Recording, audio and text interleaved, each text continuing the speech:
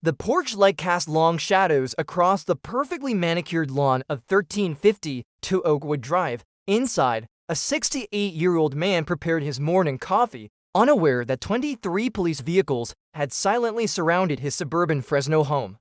At precisely 6:17 a.m. on March 4, 2020, Detective Maria Santos gave the signal. Police search warrant. The door splintered open as tactical officers rushed in. The coffee mug shattered against the kitchen floor.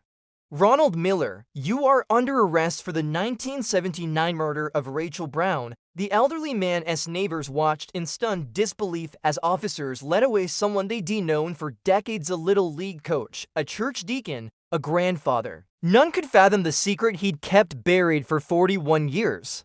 October 17, 1979, a crisp autumn evening in rural Fresno County. 17-year-old Rachel Brown wiped down the counters at Miller's Diner after her shift, eager to meet friends at the Harvest Festival. The neon open sign buzzed overhead as she waved goodbye to her manager. "See you tomorrow, Mr. Jenkins." Security footage, grainy and imperfect, captured her final known moments. Rachel, dark hair pulled into a ponytail, walked beneath the yellow parking lot lights toward her blue Chevy Nova. She fumbled with her keys, glanced over her shoulder, something off camera, then paused. A shadow moved across the edge of the frame, and Rachel Brown vanished into thin air. For 41 years, her disappearance tortured her family and baffled investigators. No body, no weapon, no witnesses, just an abandoned car with the driver's door ajar, keys dangling from the ignition.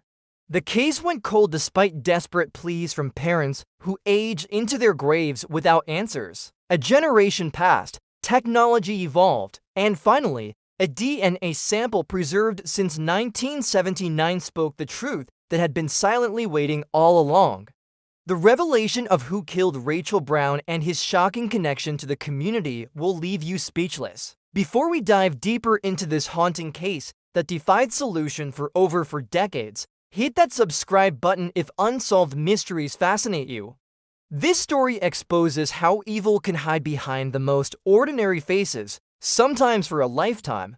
Rachel Elizabeth Brown wasn't just another statistic in a cold case file. Born July 3, 1962, she was the middle child of Thomas and Margaret Brown, a spirited teenager with auburn hair that caught fire in the sunlight, as her mother would later tell reporters.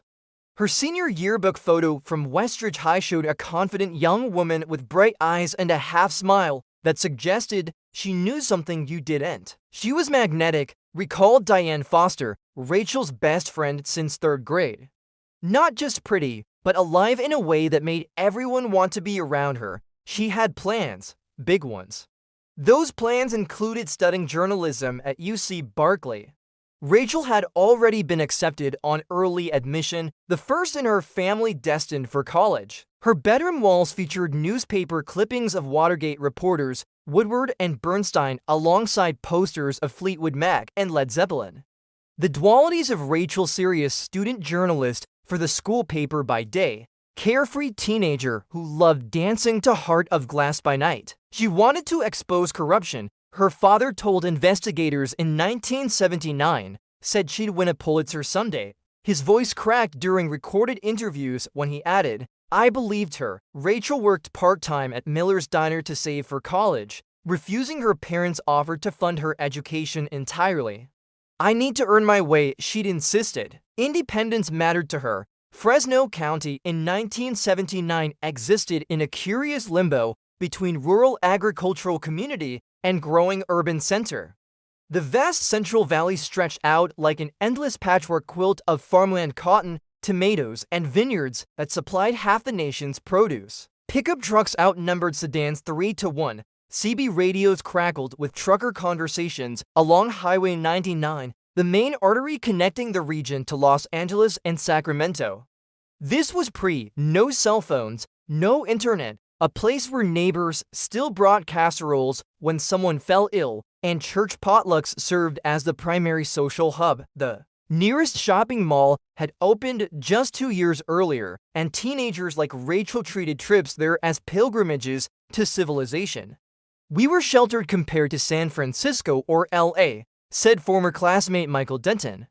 But things were changing. The big drought had hit in 76 and 77. Farmers were struggling. There was tension beneath the friendly small-town surface. The recession had taken its toll. Gas prices soared following the Iranian Revolution earlier that year. Lines at fuel stations stretched for blocks. President Carter had delivered his infamous malaise speech just 3 months before Rachel disappeared, and many locals had nodded in grim agreement with his assessment of America's crisis of confidence. Miller's Diner sat at the crossroads of State Route 41 and Madeira Avenue, a chrome-trimmed building with red vinyl booths and waitresses in pale yellow uniforms. It served as a landmark in a community where people gave directions using phrases like "turn left at the Johnson Farm," rather than street names. The night Rachel vanished, temperatures had dipped into the low 50s, cold by Central Valley standards. The annual Harvest Festival was in full swing downtown, strands of lights illuminating streets usually dark by 8 o'clock p.m. Most businesses closed early so folks could attend. Miller's Diner was one of the few establishments still open, catching travelers passing through and locals grabbing coffee after the festival.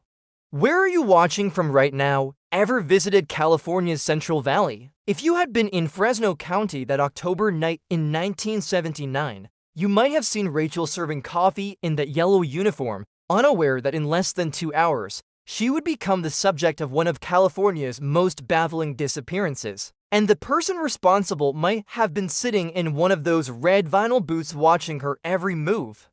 October 1979 began with promise for Rachel Brown. Her college application essay had earned praise from her English teacher. Her savings account had just crossed the $1,000 threshold, and she'd been promoted to shift supervisor at Miller's Diner, a vote of confidence from owner Frank Jenkins that came with a $50 hourly raise.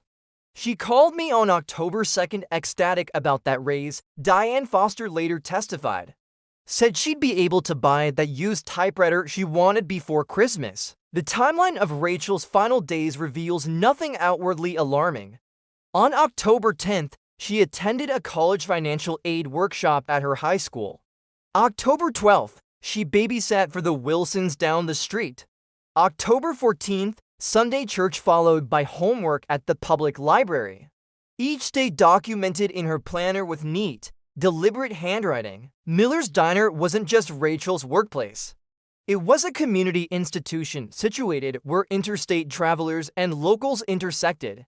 The diner served as an unofficial town hall. Farmers discussed crop prices over breakfast. High schoolers claimed corner booths after football games. Highway patrol officers knew each waitress by name. That diner was the pulse of the community, explained Sheriff Daniel Blackwood in a 1980 interview. Everyone passed through those doors eventually made it the perfect hunting ground. The layout became critical to the investigation. L-shaped counter with stools bolted to the floor. 12 booths along the windows, kitchen with swing doors. Staff entrance leading to the back parking lot separate from the customer lot where employees park their vehicles beneath to humming floodlights. Wednesday, October 17th, Rachel's shift began at 3:30 p.m. The diner was unusually busy for midweek, hosting an impromptu gathering of agricultural commissioners discussing water rights. Waitress Pamela Howell remembered Rachel seemed distracted. She kept checking her watch. Had plans to meet her boyfriend Tyler at the festival after work. At 7:14 p.m., Rachel served table 9, a middle-aged couple passing through from Oregon. At 7:30 p.m., she rang up a takeout order for Mrs. Abernathy, a regular who ordered the same meatloaf dinner every Wednesday. At 8:05 p.m., she took a 10-minute break, using the payphone outside to call her mother. "She told me not to wait up," Margaret Brown recalled. Said she'd be home by midnight at the latest. "I told her to have fun at the festival." At 9:17 p.m., Rachel counted her tips $20.40 and clocked out. Security footage from the diner's newly installed system captured her chatting with cook Roberto Vasquez near the dishwashing station. Their conversation appeared animated with Rachel laughing and gesturing with her hands.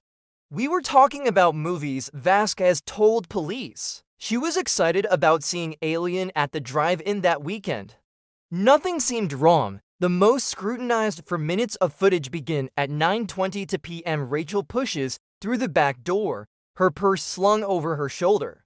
The camera angle shows a partial view of the employee parking lot. Her blue 1970 Chevy Nova is visible in the bottom right corner of the frame. Rachel walks confidently across the lot. She reaches her car at 9:23 p.m. As she fumbles with her keys, a shadow moves at the edge of the frame. Rachel turns. She appears to recognize whoever approaches.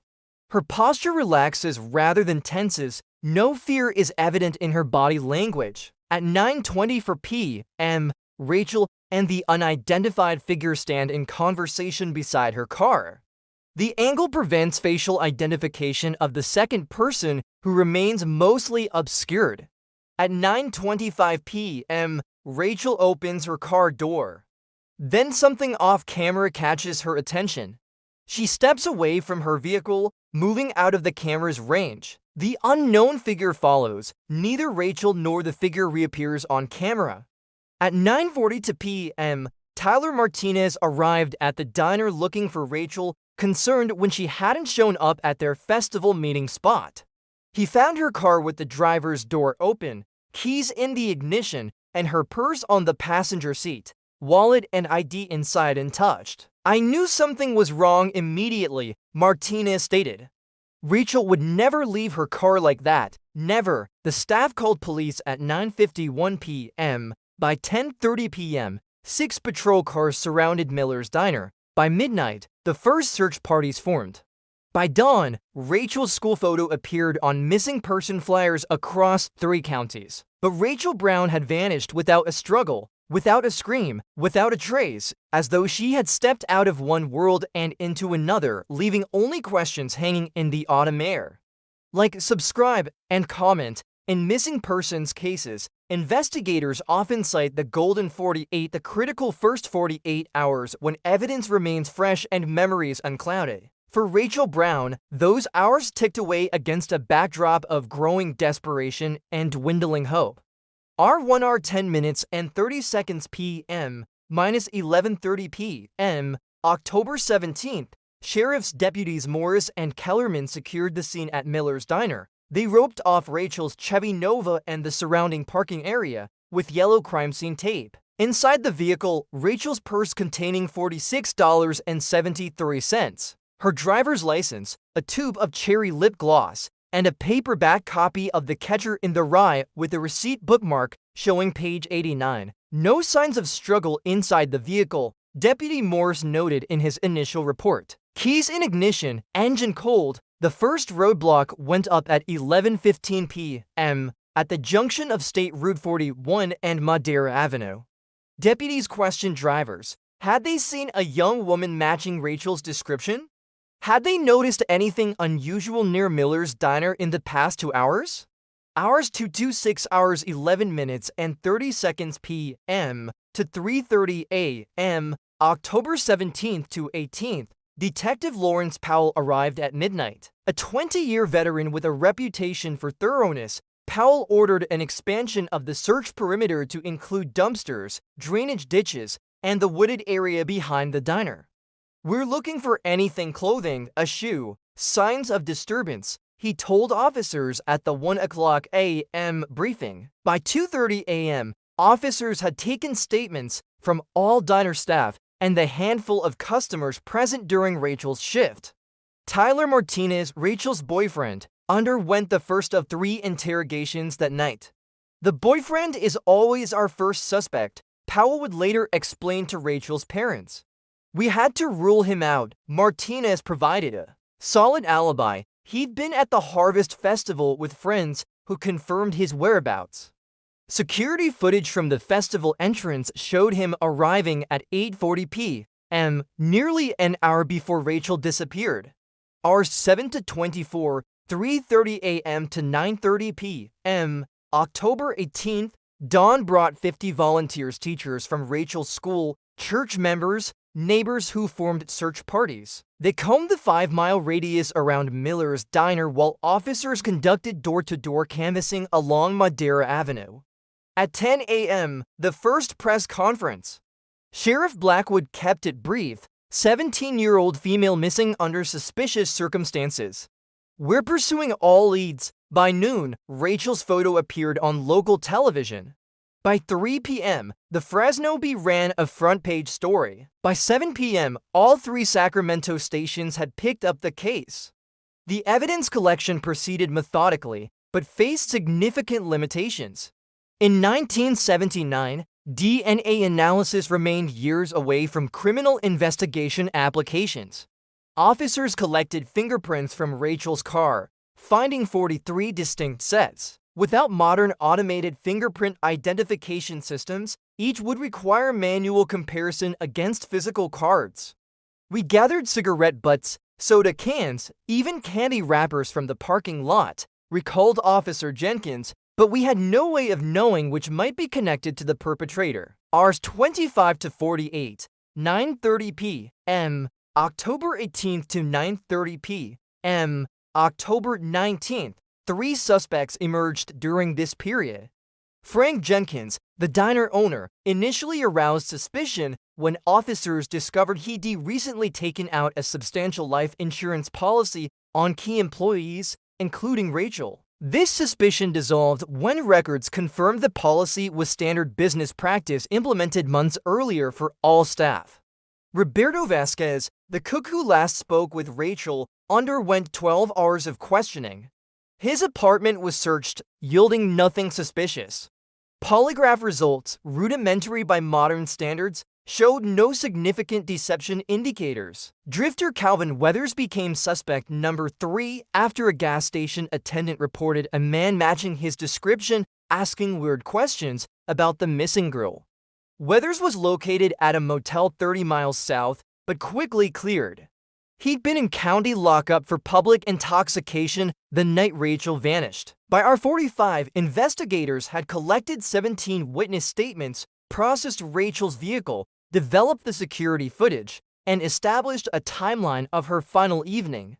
What they lacked was any physical evidence suggesting what had happened after she stepped out of the camera's view. The public response intensified as hours passed without breaks.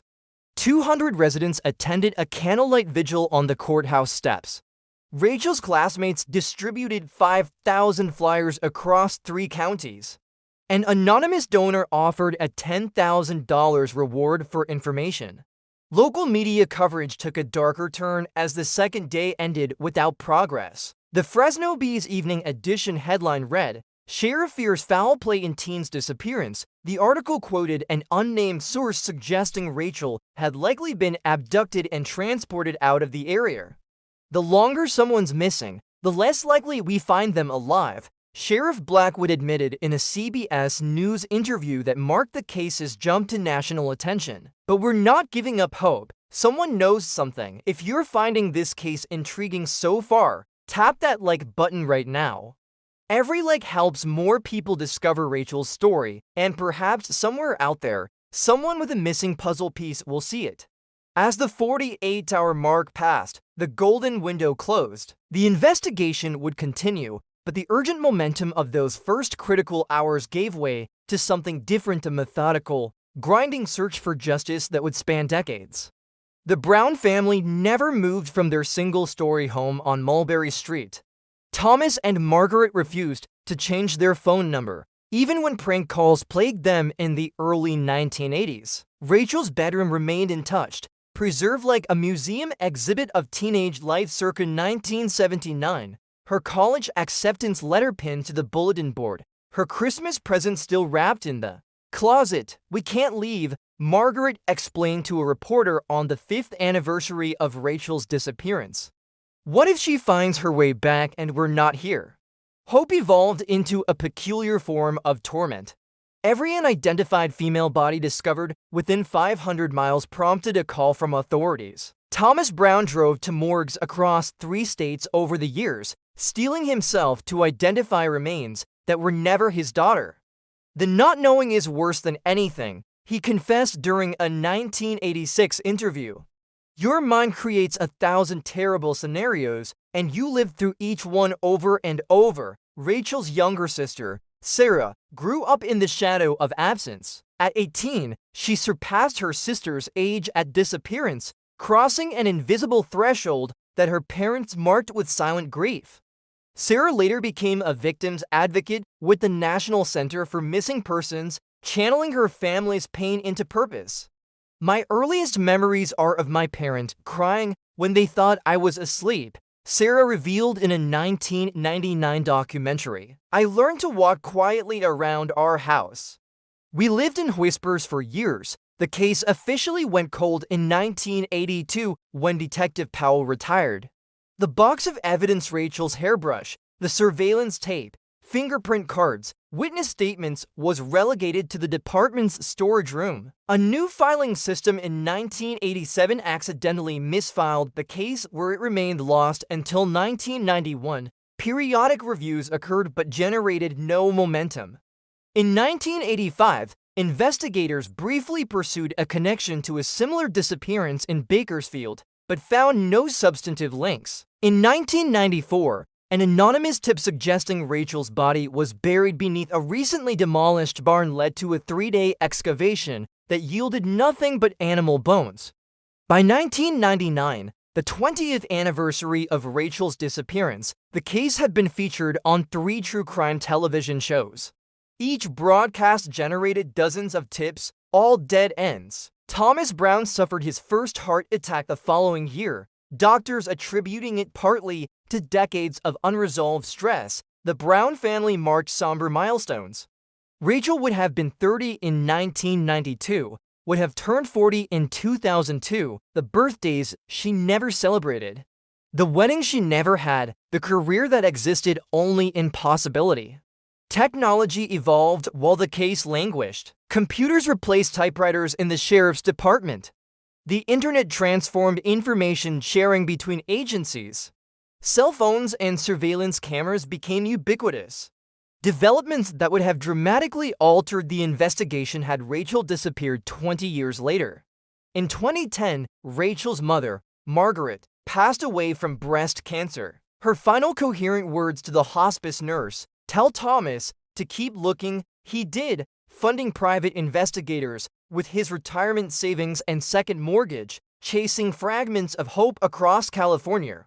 The calendar pages turned relentlessly. Miller's Diner closed in 1996, replaced by a gas station convenience store. Rachel's high school classmates had children who graduated from the same school. Fresno County transformed from rural farmland to suburban sprawl. What time is it where you're watching? Rachel disappeared at 9:25 p.m. on a Wednesday night. For her family, the clock seemed to stop at that precise moment, while for the rest of the world, time marched forward without mercy. By 2019, 40 years after Rachel vanished, most people in Fresno County had forgotten her name. The annual vigils had dwindled from hundreds to dozens to just the Brown family and a few loyal friends. Local papers no longer covered the anniversary. The case file gathered dust, its physical evidence degrading with each passing year. And then, Detective Maria Santos pulled the box from storage, setting in motion a sequence of events that would shatter for decades of silence. Like, subscribe, and comment. Maria Santos wasn't supposed to be a homicide detective. The daughter of migrant farm workers who had picked tomatoes in the same Fresno County fields where Rachel Brown once lived, Santos had initially pursued nursing at Fresno State. That trajectory changed during her sophomore year when her cousin Lucia vanished after a night out with friends in 1998. The detective assigned to Lucia's case treated it like she'd just run away, Santos recalled in a 2018 interview. Hispanic girl, working class family, they didn't put in the effort. 3 weeks later, hikers found her body in Kings Canyon. The case is still unsolved. Santos changed her major to criminal justice the next day. Graduated with honors, entered the police academy at 23, made detective by 30, specialized in cold cases by 35. I became the cop I wished had been assigned to my cousin's case, she explained. By 2019, Detective Santos had developed a reputation within the department for what colleagues called her resurrection skills, the ability to breathe new life into forgotten cases. She'd solved for cold cases in 7 years, including the 1989 murder of a convenience store clerk that had been considered unsolvable. Her interest in Rachel Brown's disappearance began purely by chance. In December 2019, Santos was researching another cold case when she encountered a cross-reference to the Brown file in the Department's digital archive. The coincidence struck her immediately. Rachel had vanished almost exactly 40 years earlier at approximately the same age Lucia had been when she was killed. "I felt a connection I can't fully explain," Santos later told the Fresno Bee. "I kept thinking about Thomas Brown, still waiting for answers after for decades. I wanted to give him what my family never got closure." Santos formally requested permission to reopen the case on January 6, 2020. Her timing proved fortunate. The department had recently received federal funding for cold case initiatives, and Sheriff Cameron Maxwell, himself a rookie deputy during the original Brown investigation, quickly approved her request.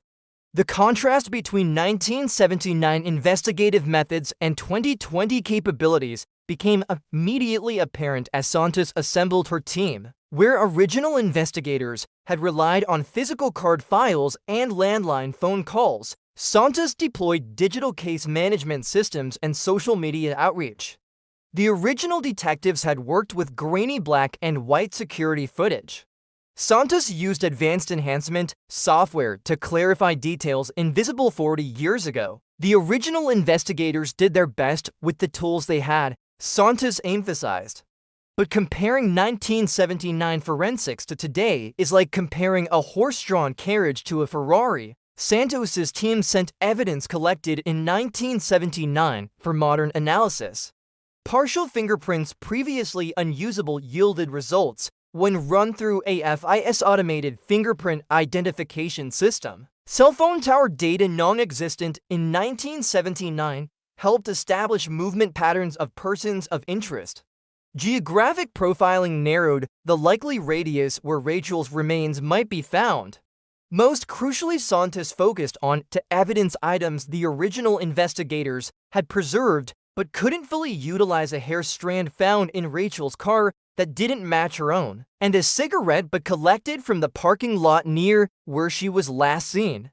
In 1979, these were just physical objects that might or might not be connected to the case, Santos explained. In 2020, they were potential DNA gold mines. Santos authorized genetic testing of both items, an expensive gamble given her limited budget. The hair yielded no usable DNA due to decades of improper storage, but the cigarette, sealed in an evidence bag and mostly protected from degradation, produced a partial DNA profile. This profile wasn't complete enough for a direct database match, but it contained enough markers for the newest investigative technique unavailable to the original detective's genetic genealogy. "We're not just looking at criminal databases anymore," Santos explained during a department briefing. "We're looking at family trees, cousins, second cousins, distant relatives who've used commercial DNA testing. We can work backward to identify a suspect, even if they've never been arrested." The technique had famously identified the Golden State Killer in 2018. Now, Santos hoped it would lead her team to whoever had taken Rachel Brown on that October night in 1979.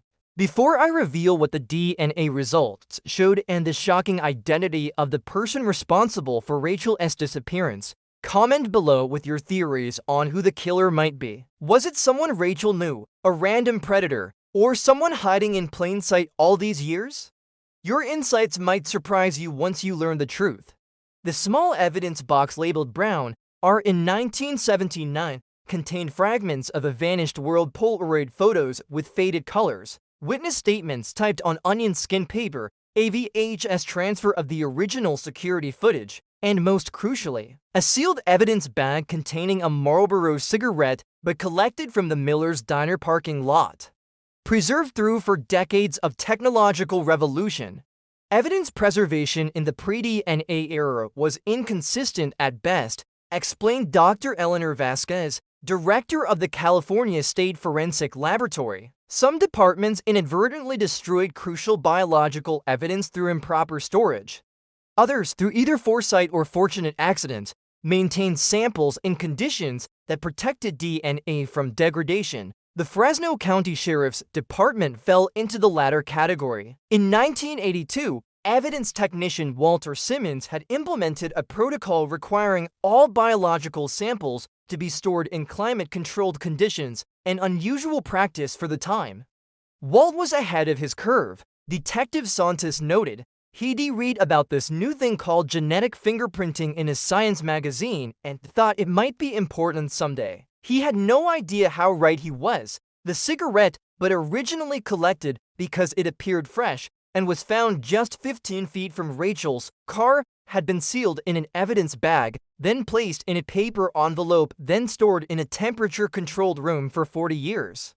This multi-layer protection prevented the extreme temperature fluctuations and humidity that typically destroy DNA samples. When Santos submitted the cigarette, but for testing in February 2020, laboratory technicians expressed cautious optimism. Modern extraction techniques could recover DNA from samples once considered hopeless. The cigarette paper had protected the dried saliva from complete degradation. We're not looking for a complete DNA profile, Dr. Vasquez explained to Santos. We need just enough markers to begin genetic genealogy work. Genetic genealogy, the technique that revolutionized cold case investigations, merges traditional DNA analysis with family tree research. The process begins with creating a DNA profile from crime scene evidence, then comparing it against public genetic databases where consumers have voluntarily uploaded their DNA results from ancestry services. We're not looking for the suspect directly, explained Carla Montgomery, the genetic genealogist assigned to Rachel's case. We're looking for relatives, fourth cousins, distant family branches, anyone sharing enough genetic markers to establish a relationship. When the lab results arrived on March 1, 2020, they exceeded expectations. The cigarette but yielded a partial male DNA profile with 37 genetic markers intact, more than enough for Montgomery to begin her genetic detective work. She uploaded the profile to GetMatch, a public database where users of services like 23andMe and Ancestry.com can voluntarily share their genetic information for research or to find relatives. The system identified 11 potential genetic matches, individuals sharing enough DNA with the cigarette sample to be distant relatives of the person who smoked it. These weren't close family members, Montgomery clarified. We're talking about fourth and fifth cousins, people who might not even know they're related, but it's enough to start building family trees. Montgomery constructed sprawling genetic maps for 10 distinct family trees containing over 2,300 individuals spanning 6 generations. She traced lineages forward and backward, identifying marriage connections, following surname changes, documenting every birth and death. It's like assembling a massive puzzle where most pieces are missing, she explained. You build the framework first, then slowly fill in the blanks. The breakthrough came on March 3rd at 11:42 p.m. After 16 straight hours of research, Montgomery identified a convergence point. 3 separate family trees intersected in a single individual born in Fresno County in 1952. This person shared predicted genetic markers consistent with the DNA sample. I'll never forget making that final connection, Montgomery recalled. I actually gasped out loud because once I had the name, I Googled him immediately, and there he was, still living in Fresno, less than 5 miles from where Rachel disappeared. Santos received the call just after midnight. By 2 a.m., she had pulled the identified suspect's driver's license record. By 3 o'clock a.m., she had his employment history. By dawn, she knew he had worked at Miller S. Diner as a part-time maintenance man in 1979, a detail missing from the original investigation files because he'd been paid under the table. The DNA match gave us probable cause, Santos explained. But discovering his connection to the diner, that was the moment I knew we had Rachel's killer. How's the weather where you are right now? In Fresno that October in 1979, it was a cool autumn evening temperature in the low 50s, just cold enough for someone to want a cigarette to warm their hands while waiting in a parking lot. A cigarette that would lie dormant as evidence for 40 years before speaking its truth through the language of DNA. Within 24 hours of Montgomery's breakthrough, Detective Santos had secured a search warrant.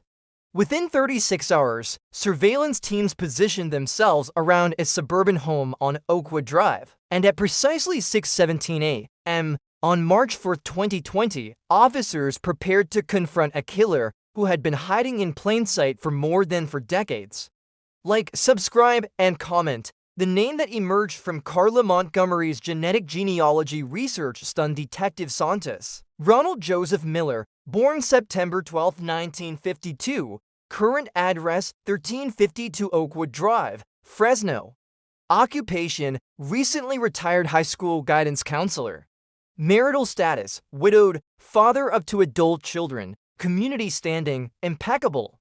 My first reaction was disbelief, Santos admitted later. I thought there must be a mistake in the genealogical research. Miller had no criminal record, not even a parking ticket in 40 years. His personnel file from Westridge High School contained nothing but commendations and positive performance reviews. His Facebook page showed a smiling grandfather surrounded by family at holiday gatherings and church functions. Santos ordered a deeper background investigation. Analysts combed through Miller's history, looking for connections to Rachel Brown or other potential victims. The results painted a disturbing picture of a man living a meticulously crafted double life. In 1979, 27-year-old Ronald Miller had worked multiple jobs: high school janitor during weekdays, part-time maintenance man at Miller's Diner on weekends, and occasional handyman for several local businesses. The diner connection had never appeared in the original investigation because owner Frank Jenkins paid Miller in cash for odd jobs. Jenkins died in 1994. Santos noted, "We found the connection through an old employee who remembered Ron, the fix-it guy, coming by on weekends to repair equipment." More disturbing was Miller's proximity to Rachel throughout her short life. As a school janitor, he had worked at Westridge High while Rachel attended classes there.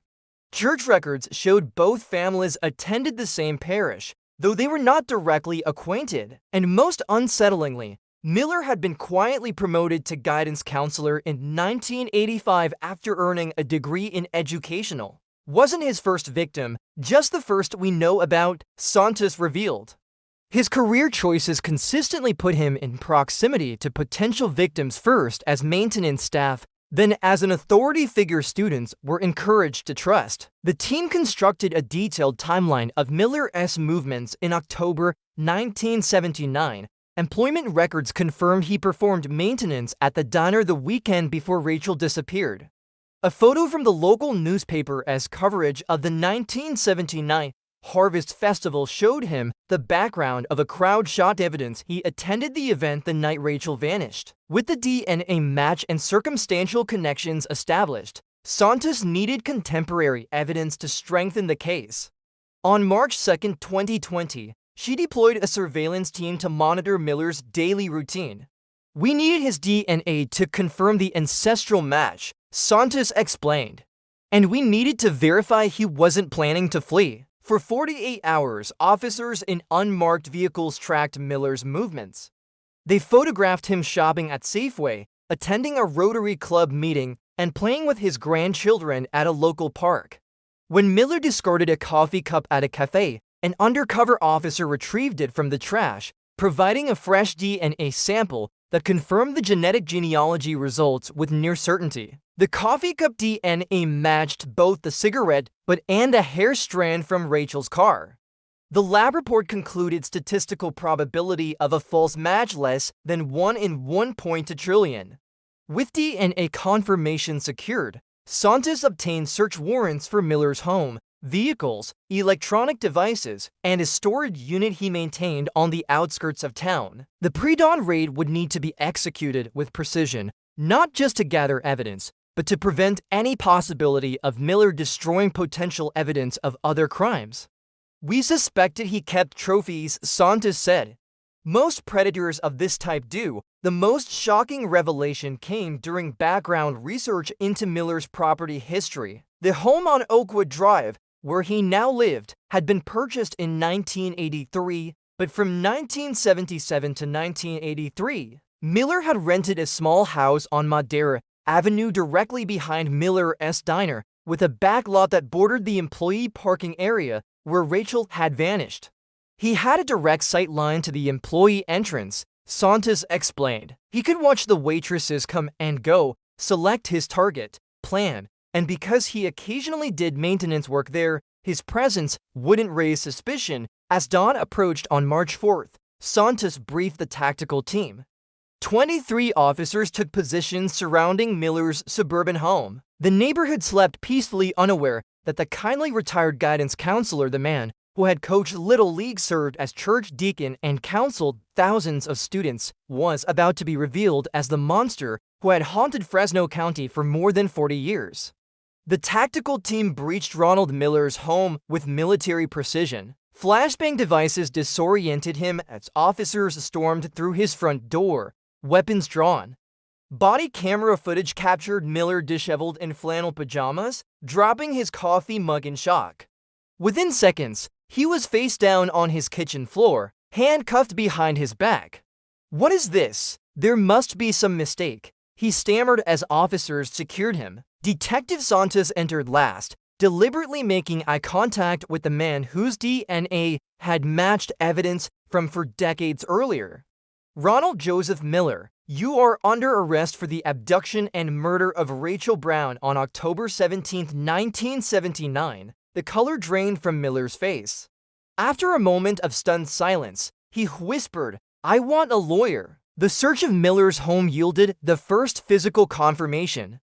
Behind a false wall in the basement, officers discovered a small lockbox containing items belonging to Rachel: her missing class ring, a Westridge High ID card, and a heart-shaped locket her parents had given her for her 16th birthday. But the investigation was just beginning. A thorough search of his home and storage unit revealed similar trophies from 5 additional victims, young women who had disappeared between 1976 and 1982 across Central California. Cases previously unconnected were suddenly linked by DNA evidence and items in Miller's possession. "We believe Rachel was his third victim, not his first," Santos stated at a press conference 3 days later. Miller appears to have stopped killing abruptly in 1982, coinciding with his career change to guidance counselor. The community reacted with collective horror. Miller wasn't just a resident, he was a trusted figure who had shaped young lives for decades. Former students expressed disbelief, church members wept openly during services. The high school where he decounseled teenagers for 35 years brought in crisis therapists to help students and staff process the betrayal.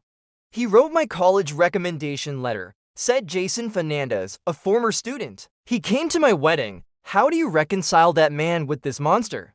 Miller's own family disintegrated under the revelation. His son and daughter released a statement expressing indescribable horror and grief for the victims and their families.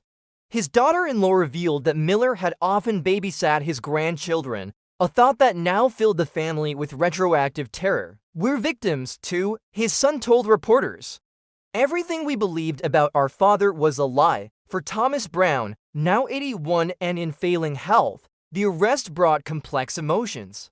During the first court appearance, he sat quietly in his wheelchair, watching the man who had stolen his daughter appear in an orange jumpsuit. "I've imagined this moment for 41 years, Thomas told Santos afterward.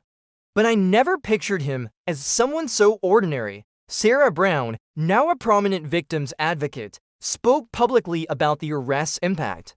"DNA doesn't just solve cases, it prevents future crimes," she said during a CNN interview. "If today's technology had existed in 1979, my sister might still be alive, and Miller's later victims would have been spared." Media coverage exploded beyond Fresno County.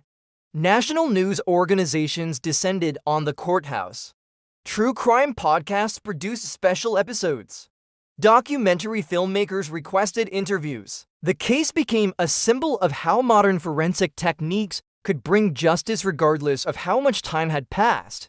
Perhaps most disturbing were the photographs recovered from Miller's digital devices, thousands of surveillance photos of female students taken during his counseling career. While no evidence suggested he had physically harmed students, investigators documented a pattern of subtle psychological manipulation of vulnerable teenagers.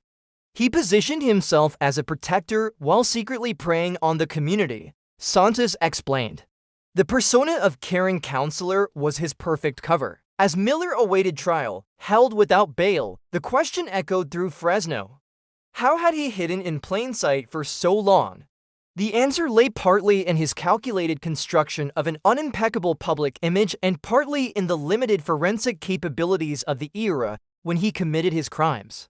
If this story moved you, please share it with someone who appreciates true crime stories. Every share helps more people understand how advances in forensic science are finally bringing justice to victims who have waited decades for answers. More importantly, it reminds us that time doesn't diminish the impact of violent crimes on families and communities. Ronald Miller's trial began 14 months after his arrest. Prosecutors presented overwhelming evidence, DNA matches from multiple crime scenes, trophies recovered from his home, and detailed journals documenting his crimes. Miller, facing charges for 6 murders spanning 3 counties, accepted a plea deal rather than face a jury. On May 17, 2021, Miller stood before Judge Catherine Reeves. Thomas Brown, now 82, sat in his wheelchair in the front row, oxygen tank at his side. Their eyes met briefly across the courtroom. Predator and father connected by an act of violence for decades old. I sentence you to 6 consecutive life terms without the possibility of parole, Judge Reeves declared. Though no punishment can restore what you have taken from these families, Miller spoke only once during the proceedings, offering no apology or explanation, just a cold statement that the man who did those things doesn't exist anymore. He was transferred to California State Prison, Corcoran, where he remains in isolated housing. The impact of Rachel's case extended far beyond Fresno County. The success of genetic genealogy in solving this decades-old murder accelerated adoption of the technique nationwide.